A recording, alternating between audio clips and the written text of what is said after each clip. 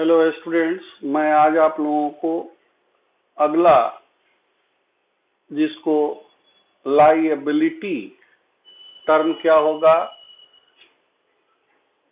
Liability दायित्व क्या कहेंगे, मीन्स दायित्व, और वाई हट जाएगा तो आईएस बहुवचन कर दिया गया, यानी लायबिलिटीज। अब सवाल उठता है कि लायबिलिटीज किसे कहेंगे। एसेट्स का पूरा मैंने दे दिया था, तो लायबिलिटीज सिंपल यही रखना है कि जब किसी से उधार लिए थे तो हमको उसको पैसा चुकाना है, ये मेरा कर्तव्य बनता है। यानी सिंपल कह सकते हैं कि ये मेरे लिए क्या हो जाएगा, ऑब्लिगेशन। क्या कहेंगे उसको, ऑब्लिगेशन। ये ऑब्लिगेशन हो गया। लौटाना है तो थोड़ा लिखा जा सकता है,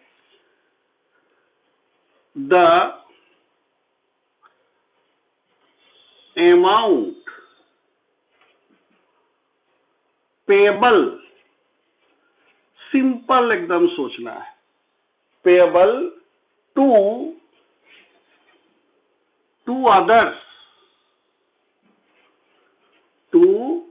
अदर्स कहिए या आउटसाइडर्स।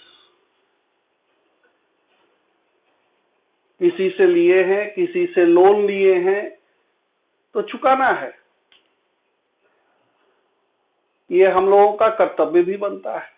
तो वही कहा गया कि अमाउंट जो है पेबल टू अदर्स कहिए, आउटसाइडर्स कहिए। आउटसाइडर किसको कहा गया था, उस समय बताया गया था, एक्सेप्ट ऑनर।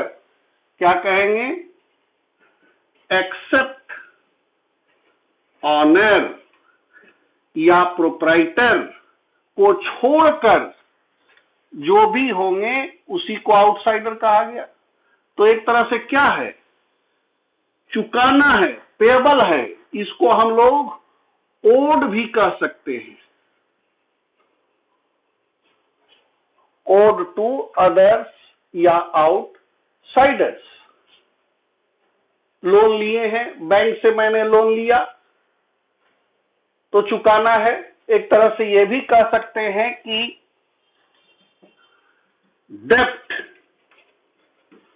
क्या कहेंगे, डेप्ट taken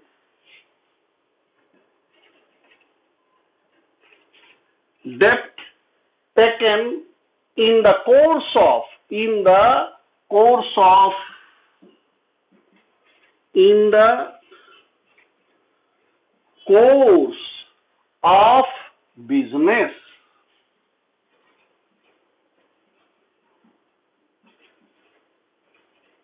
in the course of, ये एक तरह से लोन है जिसको हमको चुकाना है। अब सवाल उठता है कि कितने दिनों में चुकाना है, कल लौटाना है। हमको जो टर्म, जो फाइनेंशियल ईयर, जो पीरियड कहा गया था, वो पीरियड कितने दिनों का बताया गया है, 12 मंथ्स, 1 ईयर। तो इसलिए टर्म भी यहां पर है। तो टर्म के आधार पर कहा जा सकता है, एक मेरा शॉर्ट टर्म, क्या कहेंगे, शॉर्ट टर्म, और एक होगा आपका long term. Short term, long term, यानी कि हमको पेमेंट जो करना है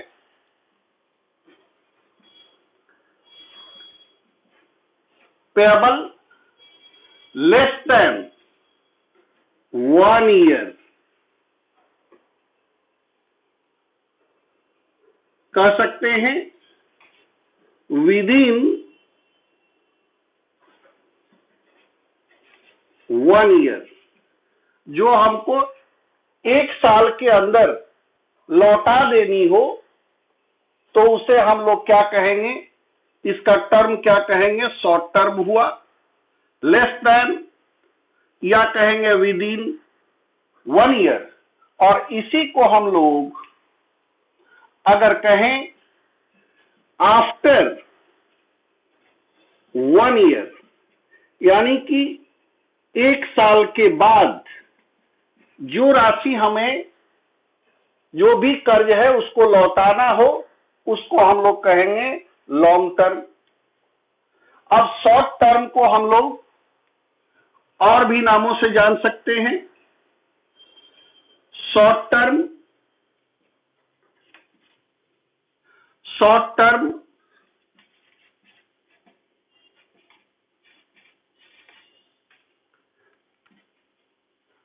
जिसको हम लोग कहेंगे करेंट लायबिलिटीज, और दूसरा तो शॉर्ट टर्म जो होगा उसका एग्जाम्पल क्या होगा, सच एज, कह सकते हैं जैसे creditors, loan, bills payable,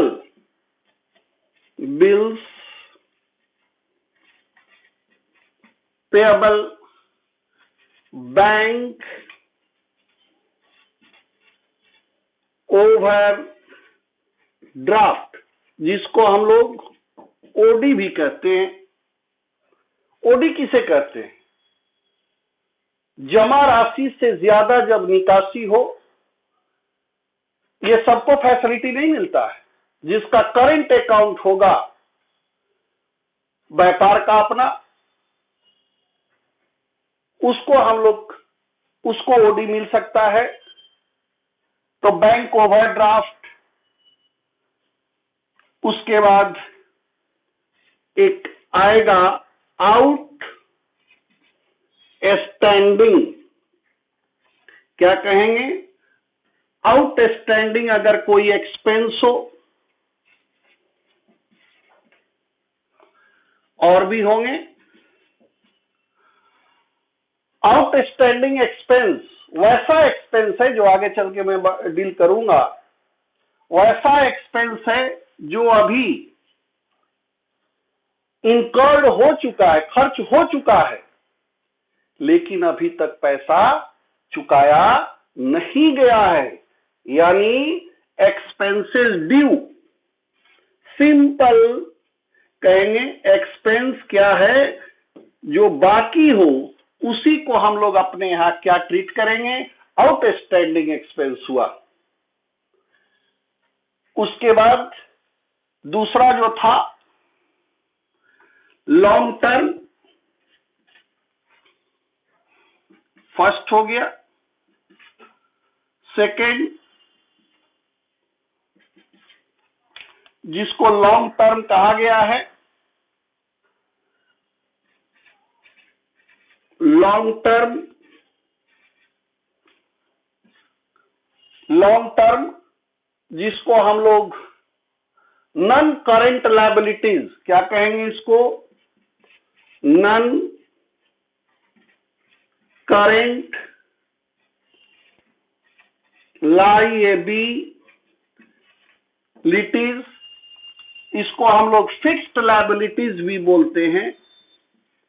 fixed liabilities, जिसको यही कहा गया है हमको आफ्टर 1 ईयर, ध्यान देना है, विद इन 1 ईयर होगा उसको कहेंगे शॉर्ट टर्म, और शॉर्ट टर्म को हम लोग यहां पर क्या क्या कहते हैं, करेंट लायबिलिटीज भी कहा जाता है।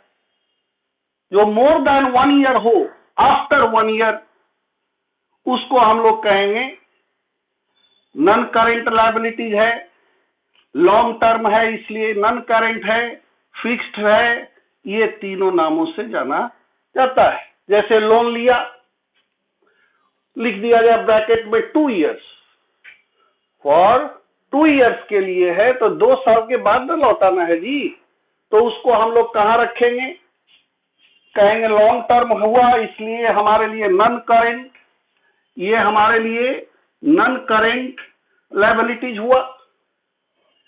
सच एज कहेंगे यहां क्या कहा जा सकता है, डिवेंचर्स, आगे चल के पढ़ना है, ऋण पत्र इसको कहते हैं। क्या कहते हैं, ये आगे चल के सर्टिफिकेट ऑफ लोन, इसको क्या कह सकते हैं, certificate of loan. Debentures issue किया गया हो, इसी तरह कहेंगे लोन,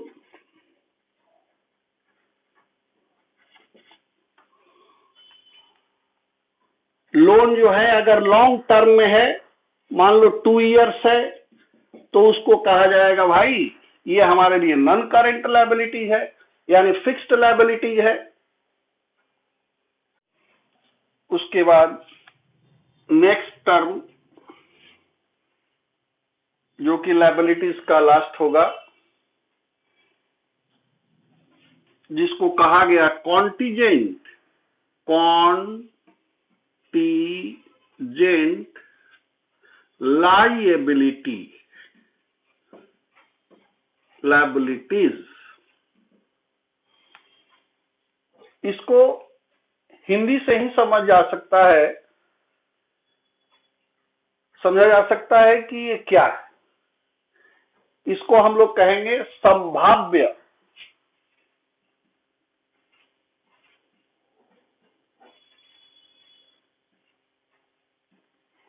संभाव्य, संभावना, प्रोबेबिलिटी, जिसको कभी कभी ऐसा भी आता है कि मेरे बिजनेस फॉर्म पर कोई एलिगेशन लगा के कोई कोर्ट में सूट दाखिल कर दिया है, तो यही संभावना किया जाता है कि अगर वो जीतेगा तो हमें चुकाना होगा, या मैंने किसी को गारंटी दे रखी है, गारंटर के तौर पे हम वहां पर हैं और हमने दे दिया, मेरा बिजनेस फॉर्म जो है किसी को गारंटी दिया है कि अगर ये पैसा नहीं देंगे तो हम इसको चुकता करेंगे, अगर वो नहीं दिया तो देना पड़ सकता है, यानी मे बी और नॉट बी, पड़ सकता है नहीं भी पड़ सकता है, यानी कि हम कह सकते हैं कि ये हमारे लिए क्या है, प्रोबेबल है, संभावना है, इसीलिए इसको प्रोबेबल लायबिलिटीज भी कह सकते हैं। ये नहीं है कि हमको देना ही देना है, जिसको हम लोग देना पड़ सकता है, नहीं भी देना पड़ सकता है, उसी को हम लोग कहते हैं सिंपल भाषा में कि ये मेरा कॉन्टीजेंट लायबिलिटीज है। इसको ये भी कहा गया कि विच आर नॉट लायबिलिटी, इसको हम लोग लायबिलिटी भी नहीं मानते हैं,